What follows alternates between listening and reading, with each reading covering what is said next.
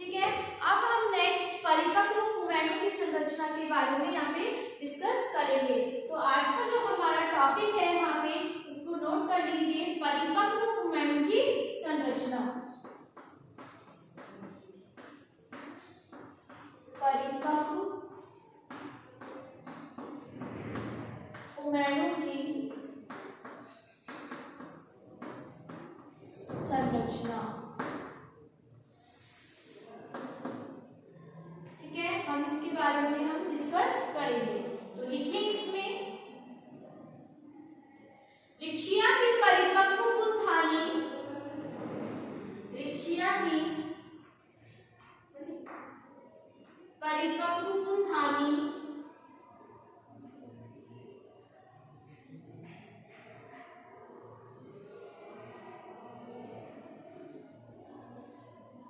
एक संवृत संरचना होती है।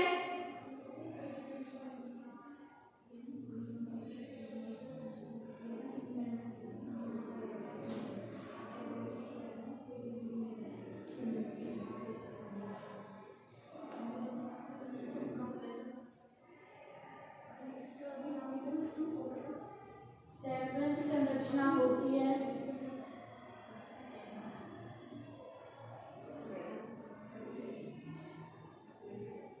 जिसका अधिकतर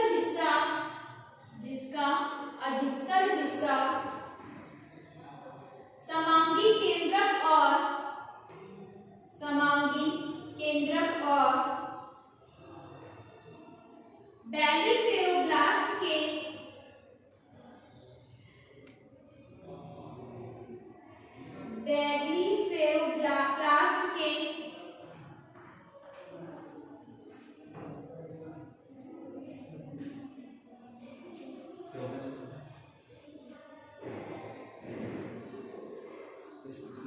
संयोजित होने से बन जाता है। संयोजित होने से बन जाता है। इसमें दो कशाभिकाएं होती है।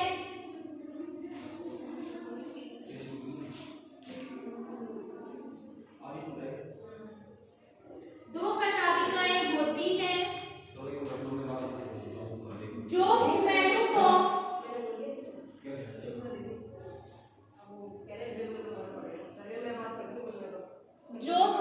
को गति प्रदान करने का कार्य करती है।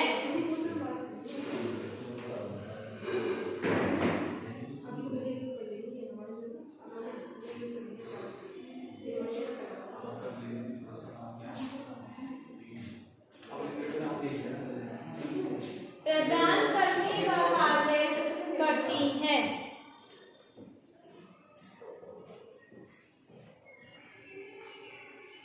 एक कशाभिका तो पुमैणु को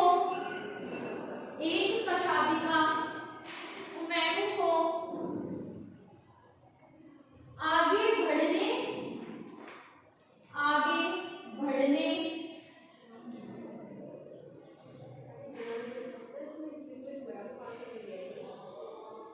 सहायता प्रदान करती है।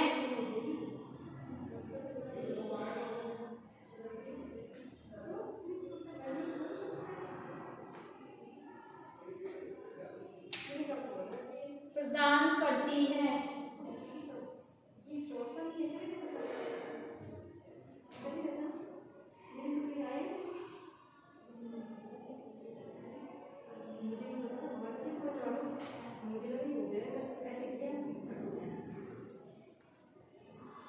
जबकि दूसरी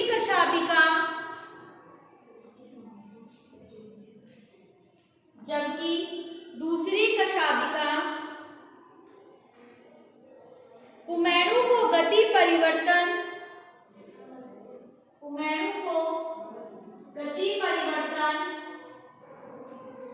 और चक्रिक गति देने में सक्षम होते हैं। चक्रिक गति देने में सक्षम होते हैं।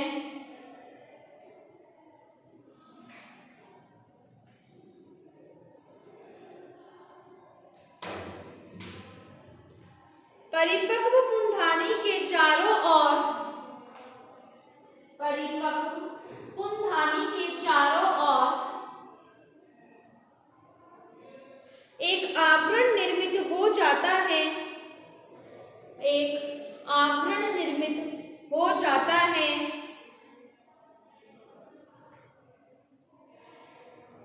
यह आवरण तीव्र वृद्धि करके, यह आवरण तीव्र वृद्धि करके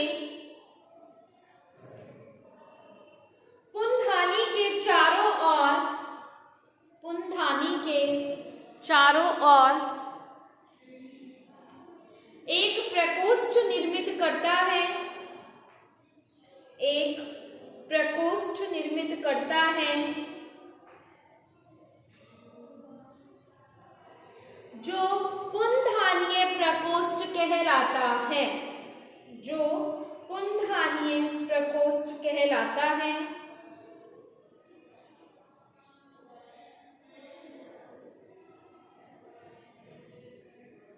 परिपक्व पुंधानी में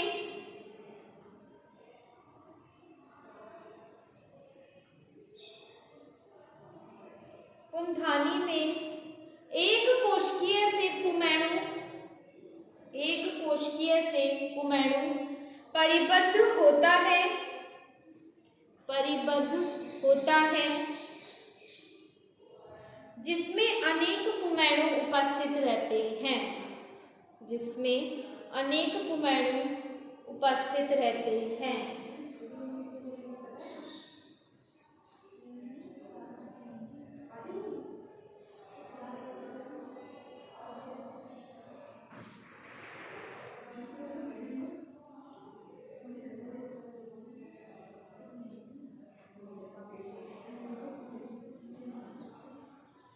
नेक्स्ट देखो पुंधानी स्फुटन। नेक्स्ट टॉपिक, पुंधानी का स्फुटन किस प्रकार होता है, पुमैणु कैसे रिलीज होते हैं।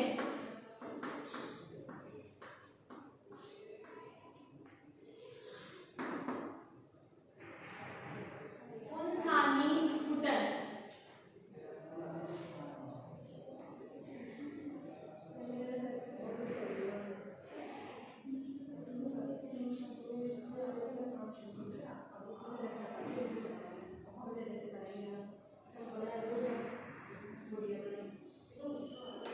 लिखो इसमें पुंधानी के परिपक्व हो जाने पर,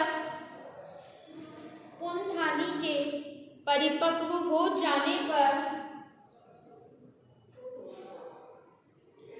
इसकी भित्ति नष्ट होने लगती है, इसकी भित्ति नष्ट होने लगती है,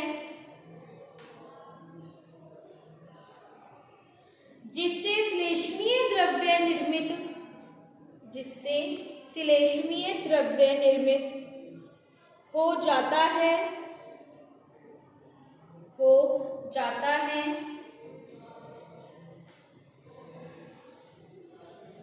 जल के उपलब्ध होने पर, जल के उपलब्ध होने पर पुंधानी सूक्ष्म रंध्र द्वारा, पुंधानी सूक्ष्म रंध्र द्वारा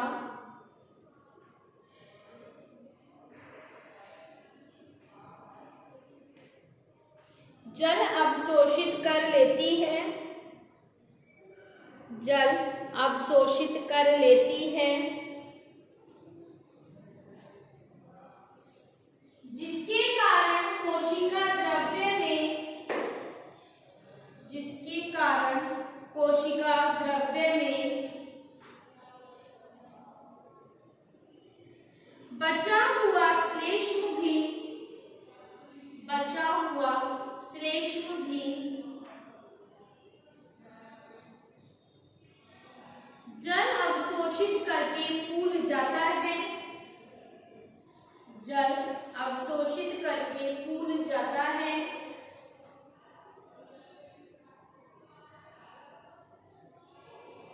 और जैकेट कोशिकाएं नर्म होकर, और जैकेट कोशिकाएं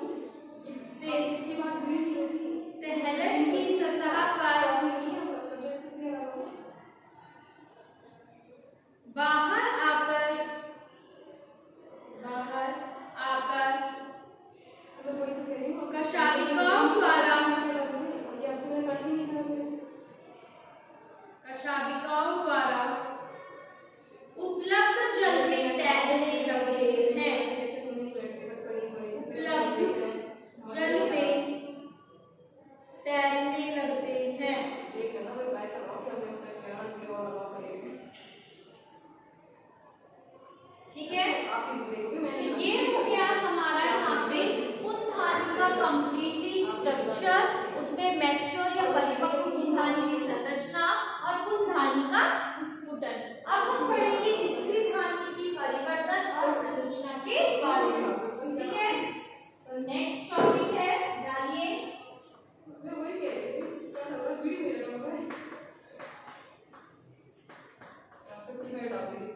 स्त्रीधानी की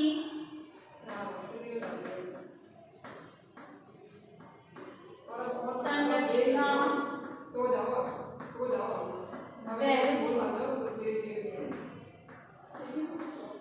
परिवर्धन। स्त्रीधानी की संरचना और परिवर्धन नेक्स्ट टॉपिक है, डाल लीजिए।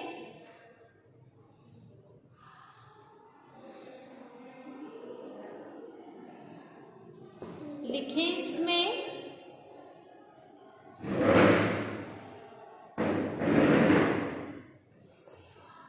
अपाक्ष सतह पर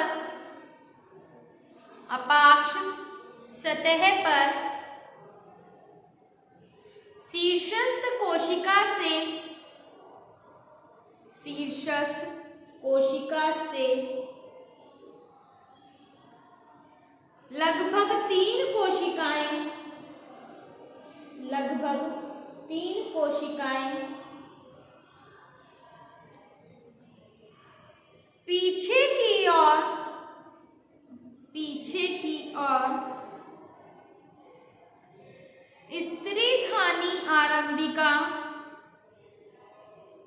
स्त्रीधानी आरंभिका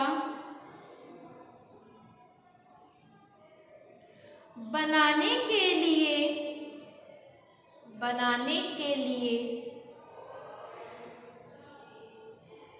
मध्य खांच में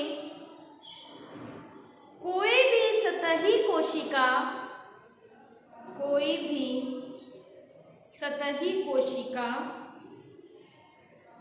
आकार में वृद्धि कर लेती है,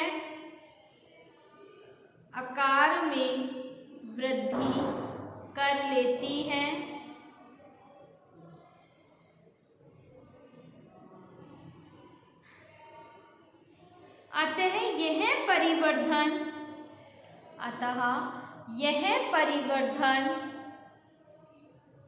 सतही या पृष्ठीय परिवर्धन कहलाता है। अतः यह परिवर्धन सतही या पृष्ठीय परिवर्धन कहलाता है।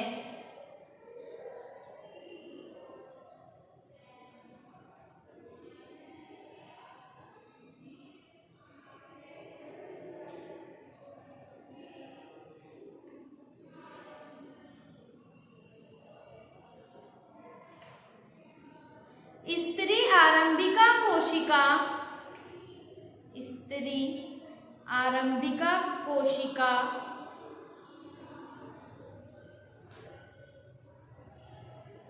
अनुप्रस्थ विभाजन द्वारा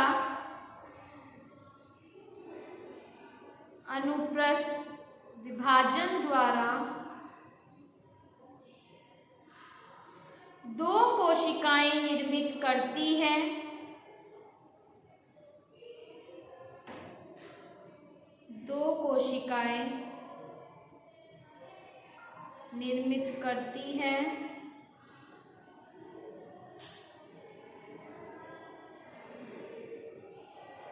पहली आधारी कोशिका,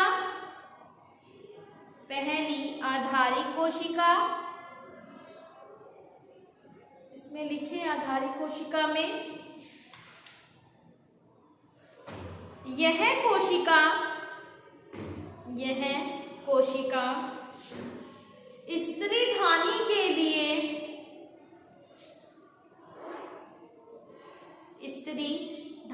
के लिए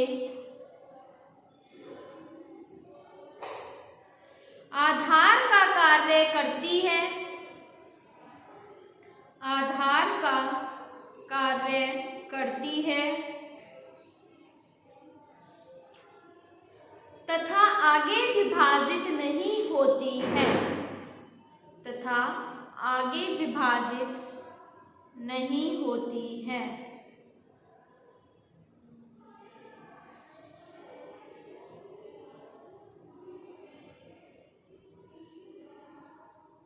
नेक्स्ट बी डाल के लिखिए बाहरी कोशिका।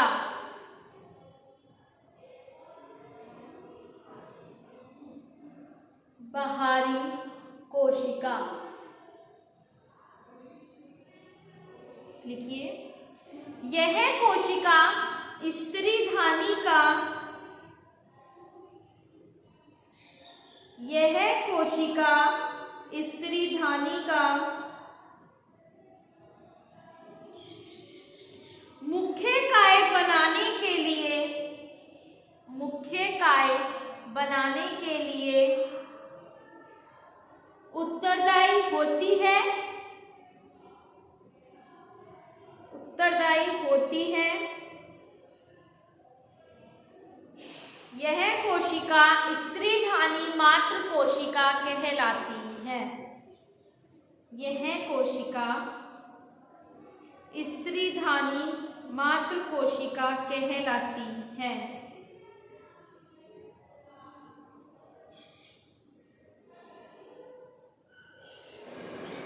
इस प्रकार परिधीय कोशिकाओं में, इस प्रकार परिधीय कोशिकाओं में विभाजन होने पर, विभाजन होने पर स्त्रीधानी की जैकेट का निर्माण होता है। स्त्रीधानी की जैकेट का निर्माण होता है।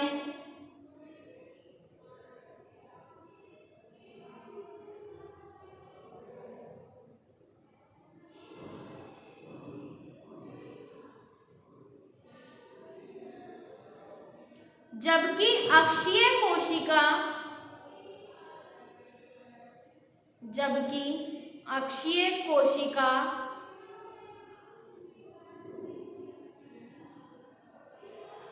स्त्रीधानी की गुहा में, जबकि अक्षीय कोशिका स्त्रीधानी की गुहा में अक्षीय कोशिका पंक्ति, अक्षीय कोशिका पंक्ति निर्मित करने में सहायता करती है, निर्मित करने में सहायता करती है।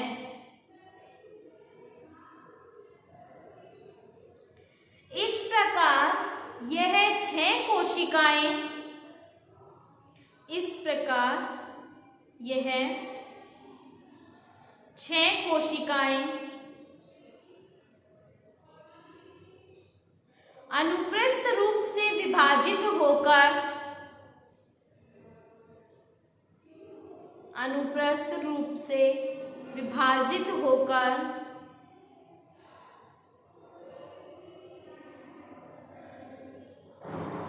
6 कोशिकाओं वाले, 6 कोशिकाओं वाले 2 सोपान निर्मित कर लेता है, 2 सोपान निर्मित कर लेता है। 2 सोपान कौन कौन से होते हैं? ग्रीवा प्रारंभिक कोशिकाएं जिससे ग्रीवा नाल कोशिका बनेंगी, और अंडदा प्रारंभिक कोशिकाएं जिससे अंडदा कोशिकाएं बनेंगी। तो लिखिए 2 सोपान कौन कौन से हैं? पहला ग्रीवा प्रारंभिक कोशिकाएं, पहला ग्रीवा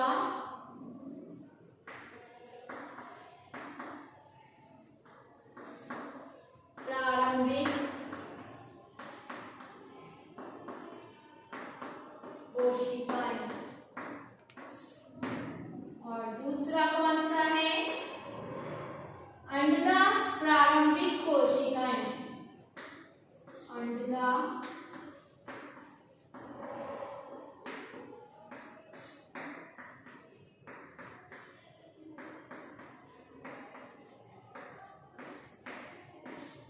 प्रारंभिक कोशिका। तो पहला डाल दीजिए ग्रीवा प्रारंभिक कोशिका, लिखिए यह कोशिकाएं बार बार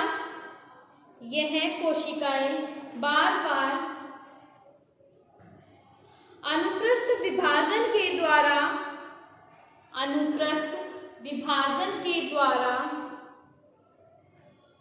एक पतली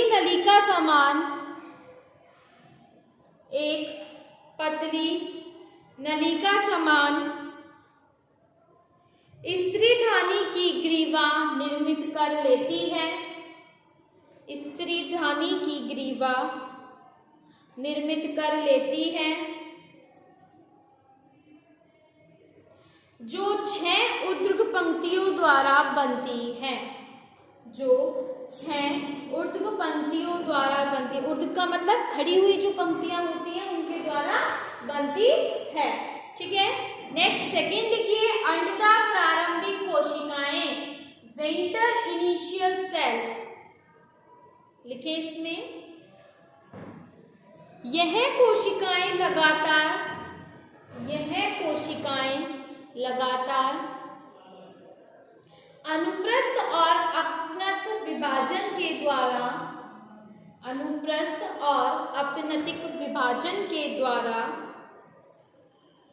अंडदा की जैकेट निर्मित करती हैं जिसकी परिधि 4 से 12 कोशिकाओं तक होती है। जिसकी परिधि 4 से 12 कोशिकाओं तक होती है।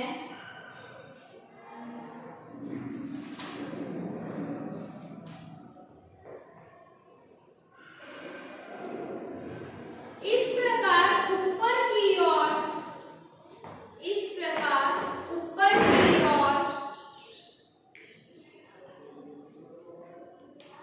एक आच्छादित कोशिका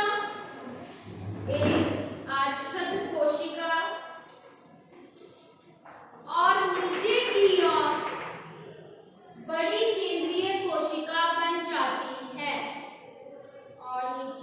ओर बड़ी केंद्रीय कोशिका बन जाती है।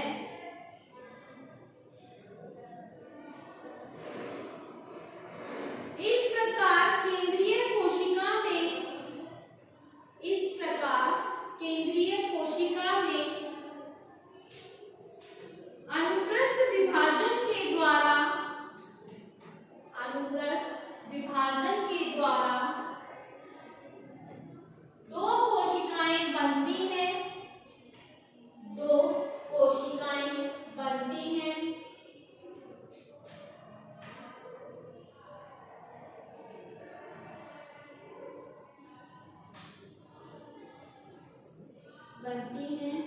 ऊपर वाली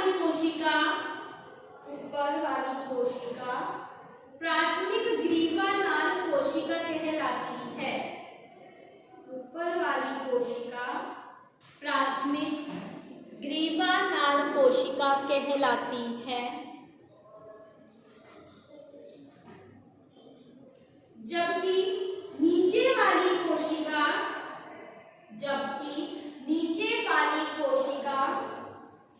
अंडदा कोशिका कहलाती है।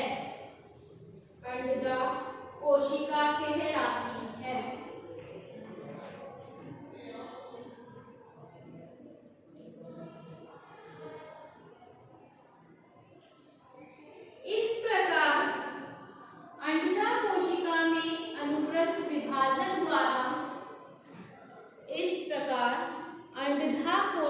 में अनुप्रस्थ विभाजन द्वारा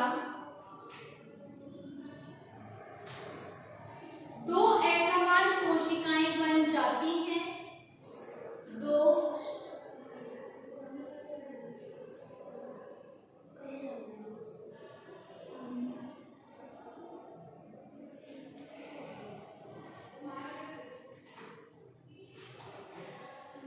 असमान कोशिकाएं बन जाती हैं।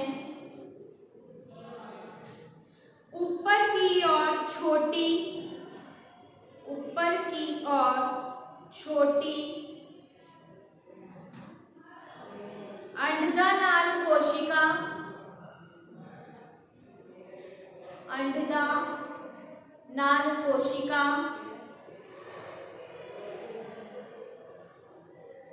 और नीचे की ओर बड़ी अंड कोशिका निर्मित हो जाती है और नीचे की ओर बड़ी अंड कोशिका निर्मित हो जाती है,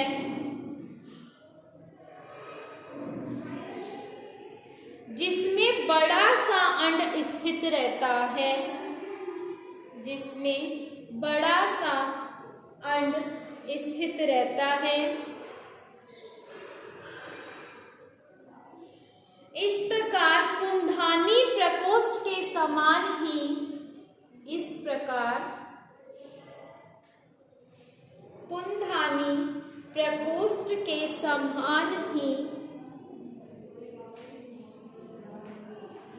एक स्त्रीधानी प्रकोष्ठ बन जाता है, एक स्त्रीधानी प्रकोष्ठ बन जाता है,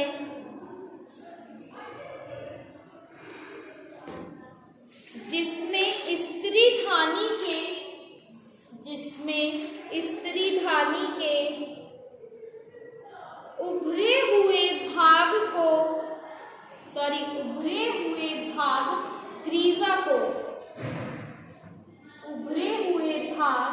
ग्रीवा को छोड़कर शेष भाग धंसा रहता है।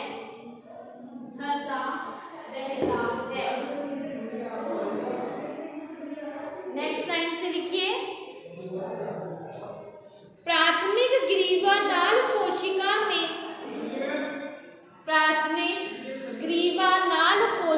में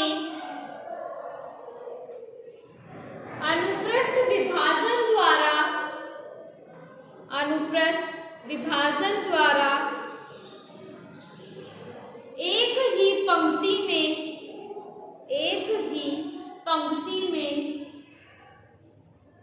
4 ग्रीवानाल कोशिकाएं निर्मित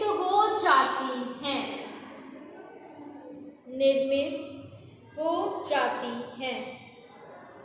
ठीक है, तो ये हो गया स्त्रीधानी की संरचना और परिवर्धन के बारे में। ठीक है, अब इसका जो डायग्राम है